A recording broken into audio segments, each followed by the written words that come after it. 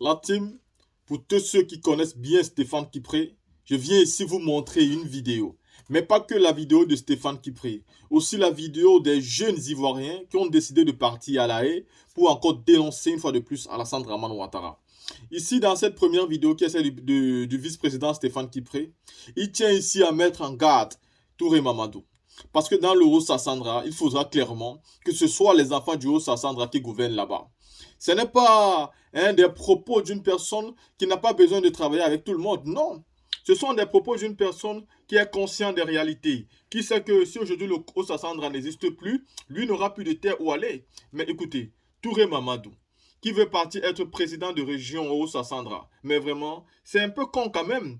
Qui est Touré Mamadou? D'où il vient? Et pourquoi il veut être président de région dans le Haut-Sassandra? À un moment donné, je pense clairement que il est important de savoir où chacun de personnes vient quand on a envie de gouverner. Vous voulez être maire dans une commune, vous voulez être président de région, il faut un minimum déjà que vos origines descendent de là.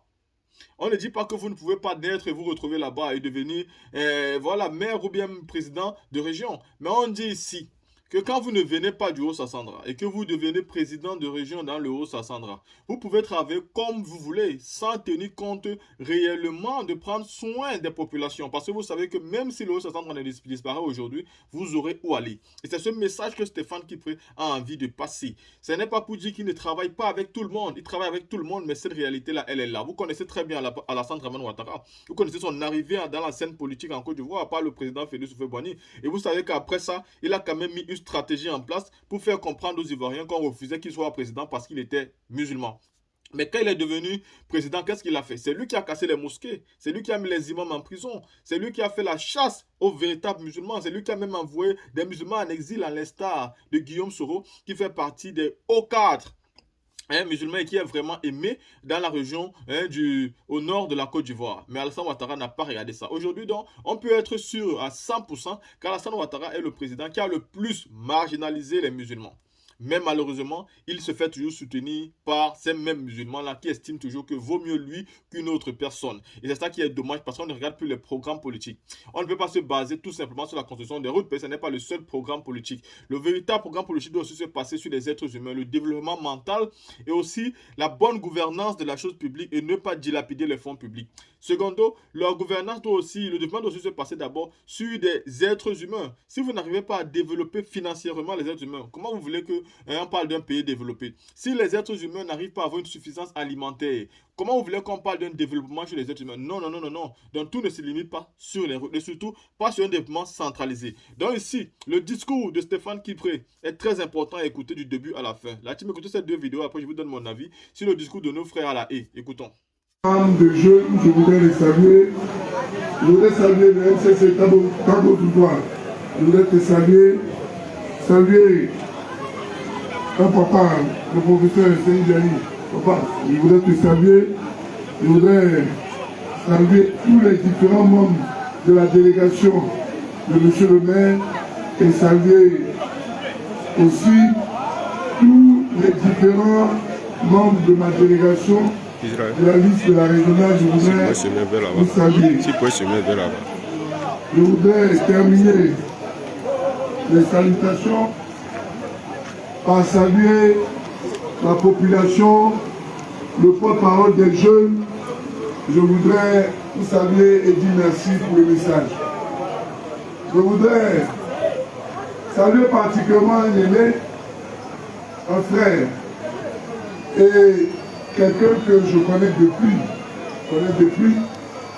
Je voudrais ce soir qui est avant le meeting de demain, qui est le meeting de clôture, donc ma dernière activité de proximité à travers toute la région. Depuis vendredi passé, je suis à mon 35e meeting dans toute la région et j'ai tenu à terminer ici quand on m'a dit qu'il était là, qu'il attendait que je vienne pour m'accompagner. Je voudrais lui dire merci. Je voudrais dire merci à mon frère Jérôme Gauche. Je voudrais te dire merci. Merci, monsieur le maire. Merci parce que j'ai été agréablement surpris. Parce que tu es un homme de mission. J'étais, paix à son âme, il y a de cela quelques temps, j'ai fait une activité avec Stéphane Bra. Et on avait déjà fait le programme. On était partis ensemble au marché. Et je lui ai dit, bon, on rentre, on fait le programme et on revient et on commence quand il a été décédé. J'ai été beaucoup choqué.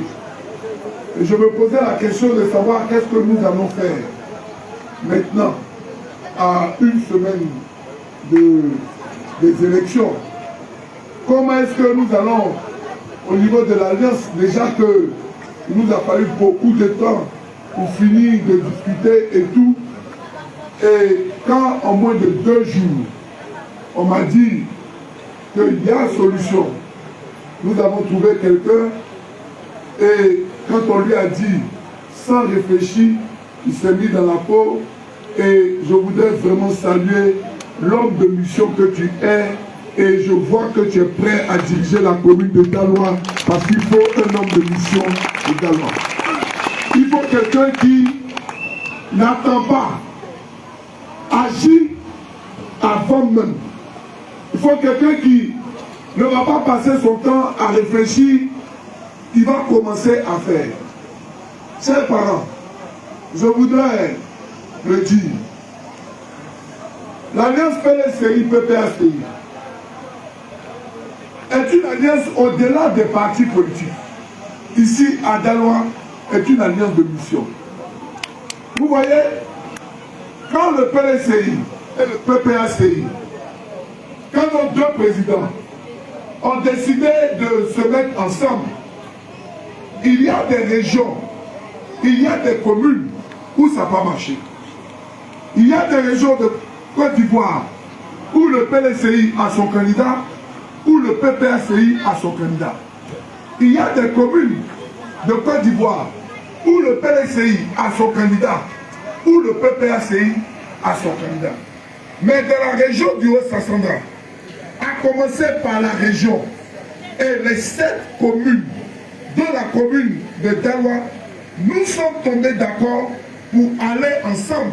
Parce qu'au-delà du PLCI et du PPACI, il s'agit de délivrer notre commune des mains de ceux qui ne savent pas d'où ils viennent. Donc c'est une alliance de mission. C'est une alliance de mission qui est accompagnée, qui travaille pour pouvoir atteindre un objectif de mission. Quand on a commencé les élections et qu'on a engagé le combat, je voudrais particulièrement dire merci à une soeur. Parce que de Paris, elle m'a appelé, elle m'a dit, président, je voudrais t'apporter tout mon soutien. Je voudrais en tout cas te dire qu'on est ensemble. Je lui ai dit vraiment merci ma soeur. Elle m'a apporté un peu de t-shirt, elle m'a apporté un peu de gadgets. Et quand on devait venir, le matin, je reçois un message de ma soeur, me dit, ah, encore mon soutien, j'arrive. Je dis, mais tu arrives, ça veut dire quoi? En fait, tu es où? Parce que je sais que hier, quand on parlait, j'étais à 6 heures d'Abidjan. Et je vois un numéro qui m'appelle, m'a dit, attends-moi, j'ai réfléchi et je ne peux pas te laisser aller seul dans ce combat parce qu'il s'agit de notre Daloa, il s'agit de notre Haut-Sassandra. Il faut que je vienne, je voudrais saluer Priska Dikoé. Merci Priska. Merci pour la mobilisation. J'étais en exil. J'ai fait 12 ans d'exil avec eux là-bas. Et je sais le travail que tu as fait. Je sais la mobilisation qu'on faisait à La Haye. À Paris, on appelle Priska Transport. Parce que c'est elle qui organisait tous les transports pour qu'on puisse aller à La Haye manifester. Quand il s'agit, quand elle arrive dans un commissariat à Paris, il commence à lui dire, Priska Dikoé, quand même pas, tu ne vas pas encore continuer. Parce que tous les samedis, elle était dans les rues de Paris jusqu'à ce que Babo soit libéré. Priska, aïe, Priska, merci. Chers parents, tout à l'heure, Jérôme me disait que ici à Sapia, c'est un acquis. Parce que Sapia a compris le message. Mais j'ai tenu à venir à Sapia. Terminer ma rencontre de proximité à Sapia. Parce que la dernière fois où j'étais à Sapia, j'étais venu pleurer. La dernière fois où j'étais à Sapia, j'étais venu, j'étais effondré, j'étais abattu. Parce qu'une partie de moi était partie.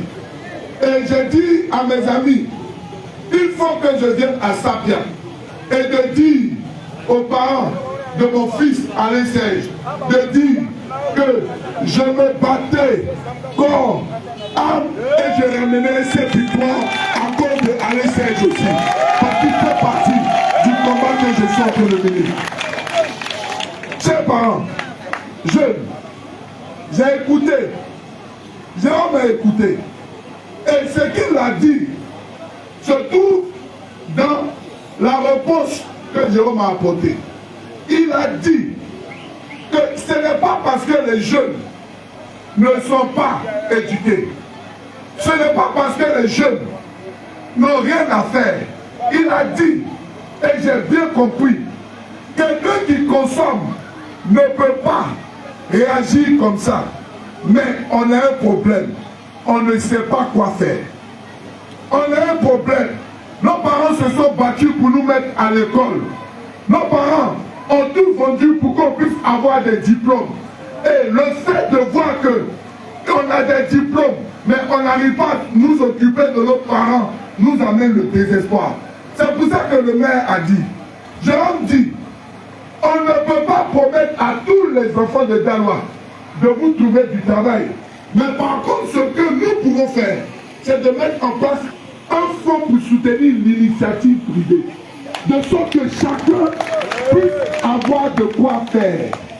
Pour que chacun puisse pouvoir faire, que ce soit ton commerce, que ce soit le salon de coiffure, aider à soutenir. Il dit que on ne peut pas dire que une commune comme la commune de Daloa n'a pas d'argent pour pouvoir soutenir l'initiative privée. On ne peut pas dire qu'une commune comme la commune de Daloa n'a pas d'argent pour pouvoir réorganiser le commerce des femmes. Souvent les gens ne le disent pas. Et je le dis que je connais Jérôme. Je le connais parce que c'est un expert au niveau du commerce. Il sait comment organiser pour que nos mamans puissent se prendre en charge, pour qu'elles puissent le faire. Ce n'est pas démagogique. C'est pour cela, je le dis et je le répète. Nous travaillons ensemble, pourquoi? Parce qu'on ne peut pas parler de développement au niveau de la région sans parler du développement communal. On ne peut pas parler du Haut-Sassanga sans parler de la commune de Daloa. Donc, on peut gagner la région. Mais s'il y a une mauvaise politique qui est mise en place dans la commune, le travail sera ralenti. Parce que nous devons travailler en symbiose. On peut avoir des gens au niveau de la région, comme le professeur m'a dit et moi, nous pensons à un plan de développement au niveau de la région.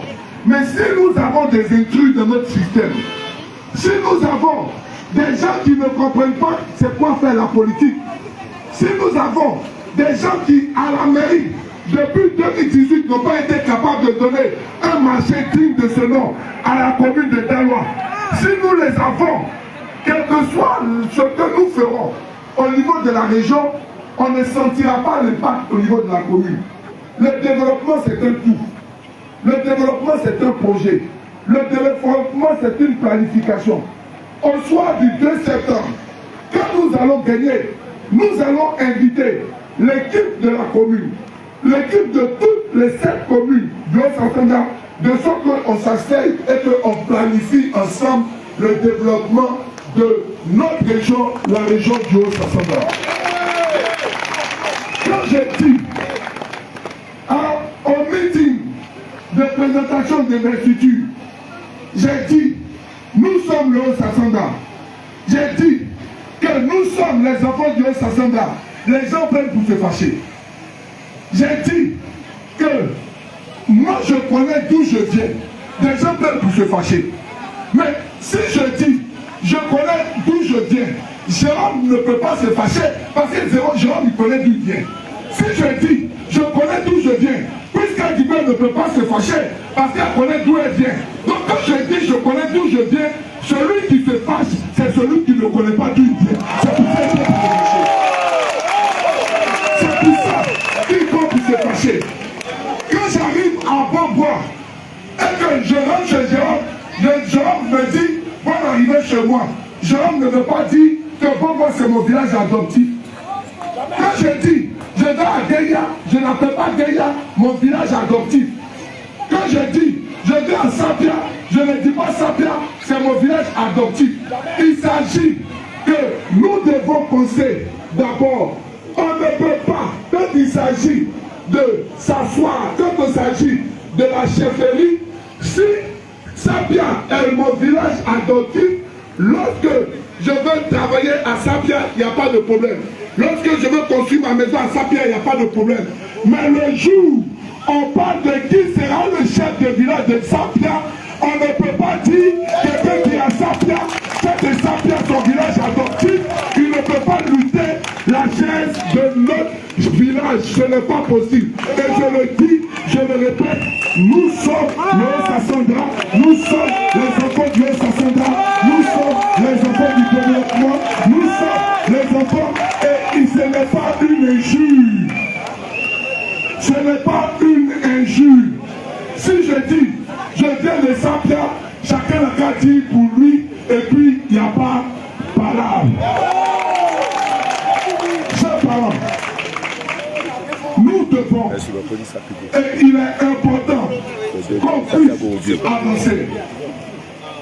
Nous devons, et il est important qu'on puisse aller de l'avant.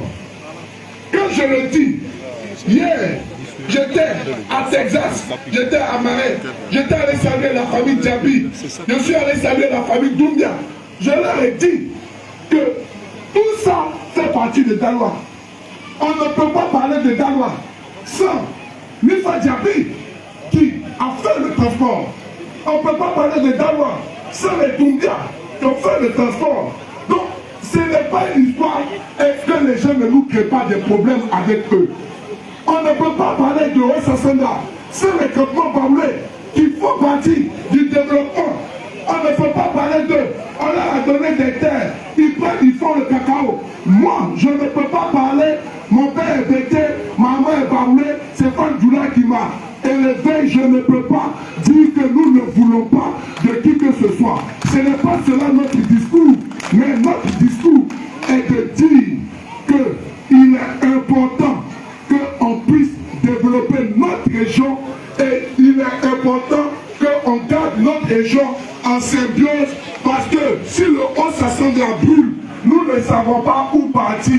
D'autres personnes pourront trouver aller ailleurs, mais nous ne pouvons pas aller ailleurs. C'est le Haut-Sassandra qui a fait que Jérôme Gauze est ce qu'il est. C'est le Haut-Sassandra qui a fait que le procès Seri Diali est ce qu'il est. Et leur devoir, c'est de rendre au Haut-Sassandra ce qu'ils sont devenus. C'est ça notre devoir. C'est le Haut-Sassandra qui a fait l'équipe de Consives ce qu'il a été. Et mon devoir, en tant que son garçon, c'est de donner au Haut-Sassandra ce qu'ils ont fait pour moi, ce qu'ils ont fait pour mon père. C'est ce que nous sommes en train de dire et c'est ça notre engagement. Chers parents, je vais terminer. La question de la drogue. Il faut qu'on comprenne une chose. Je le dis tous les jours.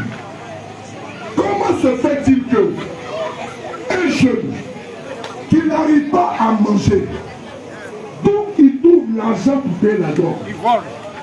Comment se fait-il que un jeune qui n'arrive pas à vivre, le problème, c'est qui nous envoie la drogue dans nos villages?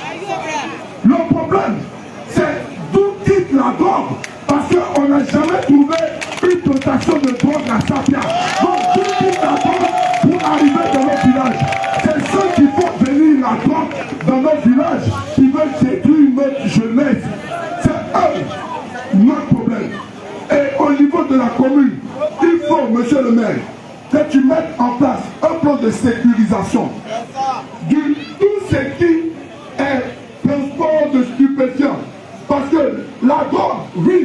les villages.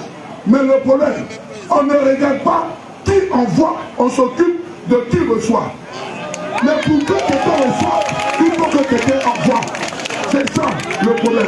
On veut transformer les jeunes bêtés en des jeunes dealers. Nous ne sommes pas des dealers. On peut dire, nous on aime femme, on peut dire, nous on aime danser, mais la drogue, ce n'est pas notre chose. Nous ne sommes pas des drogués. Et nous refusons d'être des drogués.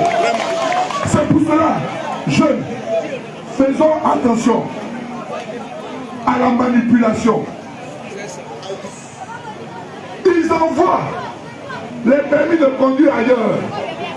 Ils envoient le commerce ailleurs. Et nous, ils nous envoient la drogue. Ils envoient le travail ailleurs. Et nous, ils nous envoient la drogue. Faisons attention à ne pas se laisser manipuler. Avant de venir ici, je suis arrivé en retard. Pourquoi? J'ai dit à Priska, aujourd'hui je fais un seul meeting à Safia.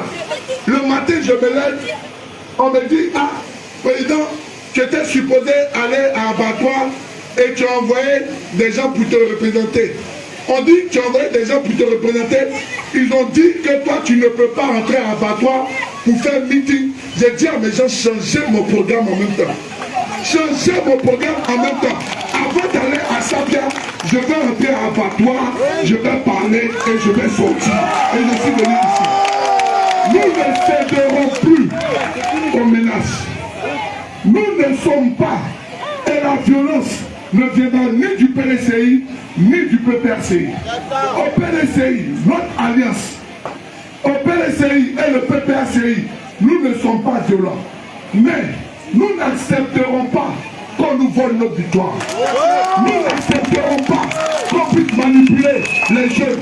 Et je l'ai dit aux jeunes du quartier Abattoir, du quartier Orly, du quartier Sissoko, ceux qui vont venir vous recruter pour venir casser les unes, s'ils n'ont pas été capables de vous donner du travail pendant 5 ans, quand ils viennent vous chercher pour aller casser des unes, ils font de vous des casseurs. Notre vision, ce n'est pas de faire de la jeunesse du Dulabougou des casseurs, mais on veut faire de cette jeunesse des entrepreneurs. C'est ça la vision que nous voulons avoir. C'est ça que nous voulons avoir. Nous sommes venus déposer l'élection en vos mains. Nous sommes venus déposer notre victoire en vos mains. Nous sommes venus déposer ce qui va se passer le 2 septembre en vos mains. Nous sommes venus déposer la sécurisation du processus électoral en vos mains.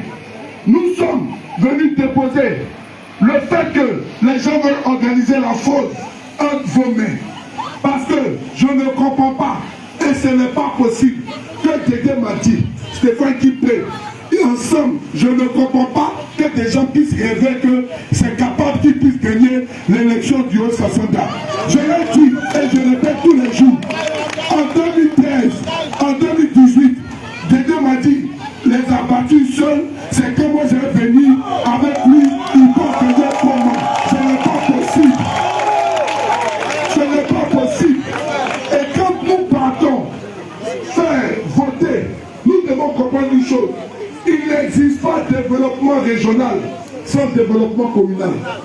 Il n'existe pas de planification régionale sans planification communale.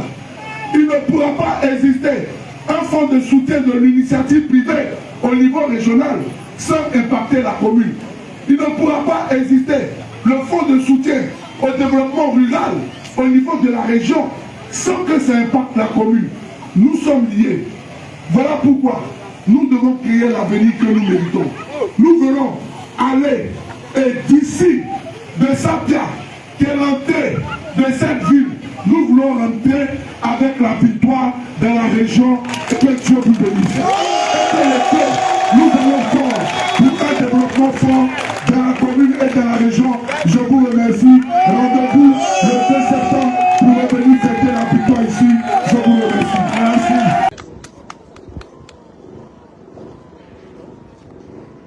Bonjour camarades, bonjour parents, je vous remercie d'avoir effectué ce déplacement.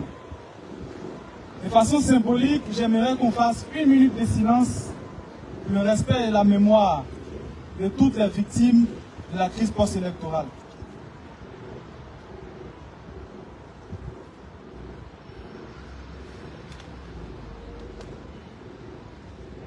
Merci. Vous savez, si nous sommes là aujourd'hui, c'est pour une raison. Cette raison-là, c'est principalement la justice. Les gens ont tendance à croire que nous, Africains, n'avons pas de mémoire. D'autres même qualifient les Africains comme des grands enfants. Mais figurez-vous que nous avons effectué 7 heures de route en car de Paris à ce lieu, à la CPI, à la Cour pénale internationale. Et nous sommes arrivés ici à 7 heures. Et nous ferons également 7 heures de route pour rentrer sur Paris après la manifestation. Je donne tous ces détails-là pour dire que nous sommes déterminés. Nous ne sommes pas là pour faire de la politique, mais nous sommes là pour réclamer justice. Et moi, personnellement, en tant qu'individu, en tant que jeune Ivoirien, faisant partie d'une génération qui a moins d'un demi-siècle, c'est-à-dire qui a moins de 50 ans, mais je m'exprime pour mettre en exergue tout ce traumatisme-là qui a été causé, qui a été causé par un homme. Un homme qui introduit la violence politique en Côte d'Ivoire, qui a été causée par des gens qui sont aujourd'hui soutenus par cet homme-là, par des rebelles qui ont massacré les populations partout en Côte d'Ivoire. Je vous parle en toute connaissance de cause.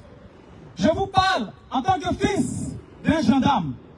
Mais je vous parle également en tant que ressortissant de l'Ouest. Je vous parle également en tant que ouais.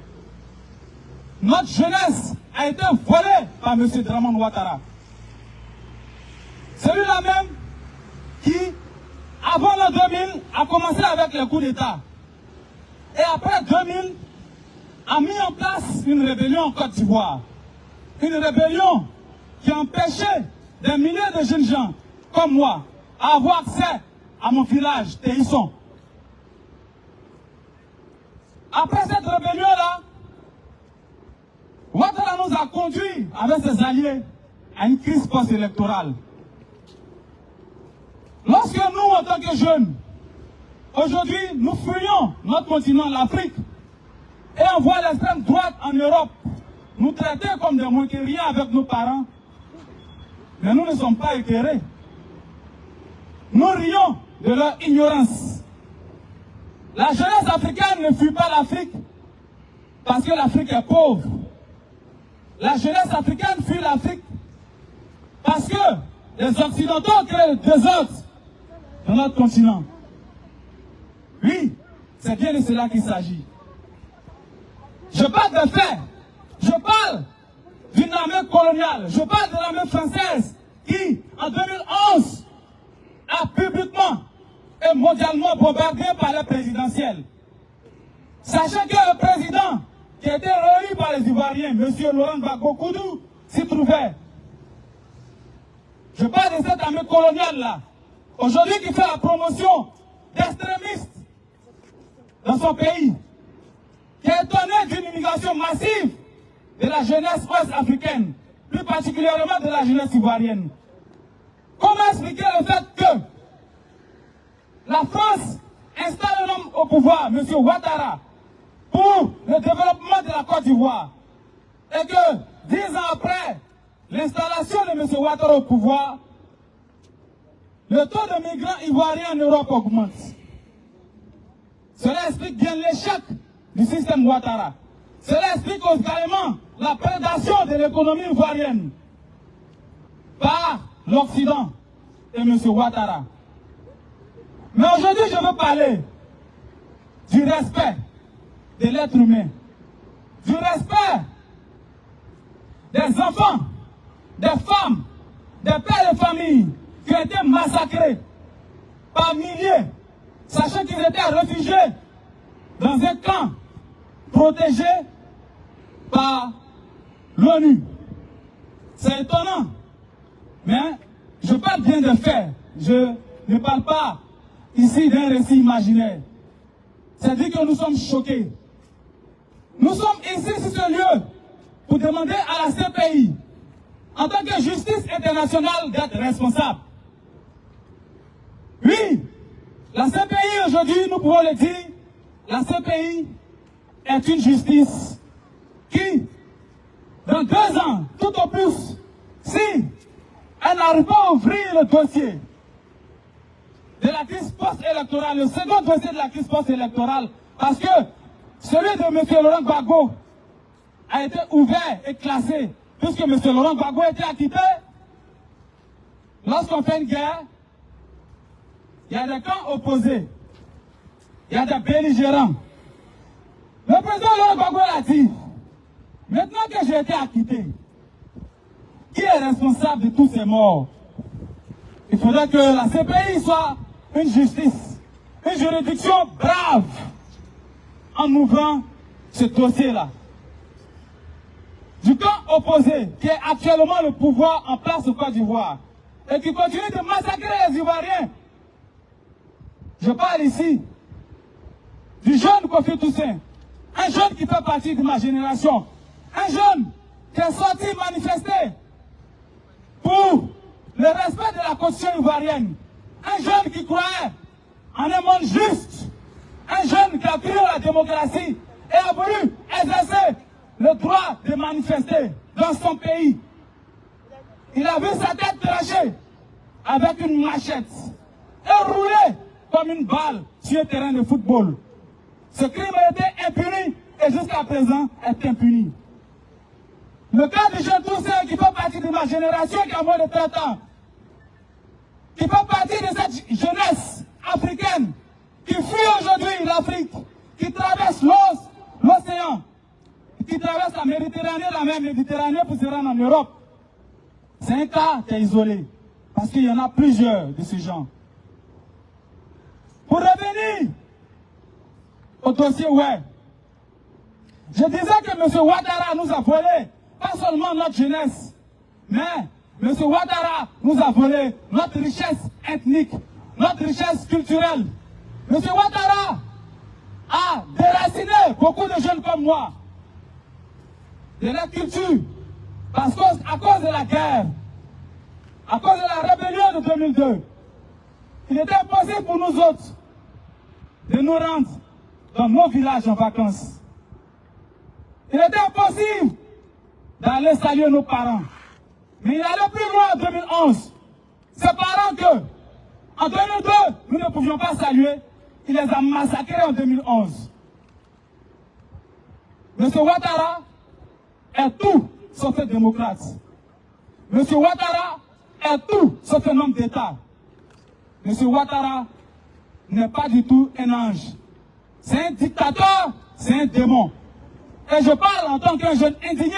Je parle au nom d'une jeunesse ivoirienne qui est en perte de repères national. De se faire respecter. Ephraim, tu vois que je suis en direct, L'idée d'une justice internationale qui est en mesure de faire régner l'ordre au monde puisse être une réalité et non une imagination, et non une fiction, et non un slogan. Parce qu'on a l'impression que la CPI n'existe que de nom, ou alors la CPI, la Cour pénale internationale, est instrumentalisée. Je fais partie d'une génération qui est pragmatique. Nous ne croyons pas en une CPI instrumentalisée.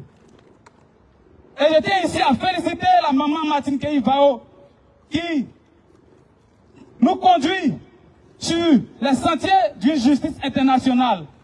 D'une justice qui est favorable à un monde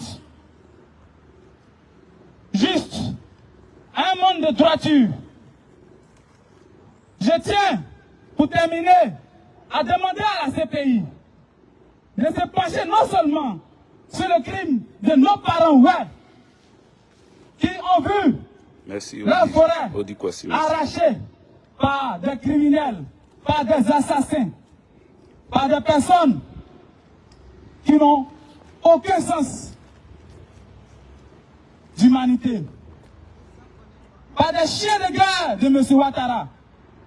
Il faudrait bien que cette CPI-là puisse mettre la main sur ces criminels-là. Mais il faudrait également que la Cour pénale internationale puisse se faire respecter en demandant au régime Ouattara, au pouvoir en place, d'appliquer sa décision de justice. M. Laurent Gbagbo a été jugé pendant pratiquement 10 ans ici. Il a été coupé de son pays. Il a été isolé dans cette prison. À la fin de son procès, il a été acquitté. Définitivement, je le dis bien. À notre grande surprise, M. Ouattara instrumentalise la justice ivoirienne. Et il utilise cette instrumentalisation-là pour lui retirer ses droits citoyens. Le droit notamment de voter, mais également le droit de se présenter à l'élection présidentielle de 2025. Je parle ici en tant qu'un citoyen, en tant qu'une personnalité de la société civile. Mais pour que la CPI se fasse respecter, il faudrait qu'elle fasse respecter, il faudrait qu'elle impose le respect de cette décision de justice. Je vous remercie. Merci. Roger.